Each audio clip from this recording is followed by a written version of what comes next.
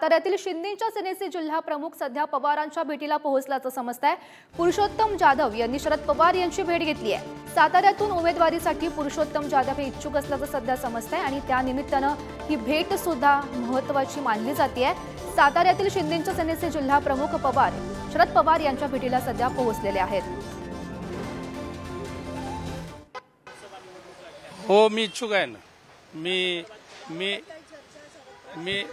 मी 2 वेळा लोकसभा लढलेलो आहे।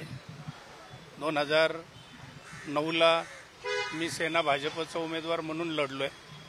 2014ला मी अपक्ष लढलेलो आहे।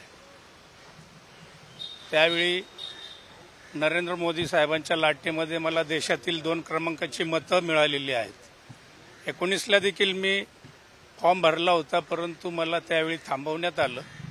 मी एक सर्वसामान्य शेतकऱ्याचा मुलगा आहे आणि त्यामुळे सातारा जिल्हा विकासापासून वंचित आहे असं माझं म्हणणं आहे। सर्वसामान्यांच्या व्यथा सोडवण्यासाठी मला असं वाटतं की मला तिकीट मिळालं पाहिजे आणि त्या दृष्टीने मी सर्वच नेत्यांची भेटी घेतलेल्या आहेत। त्यामुळे माझा विचार करतील।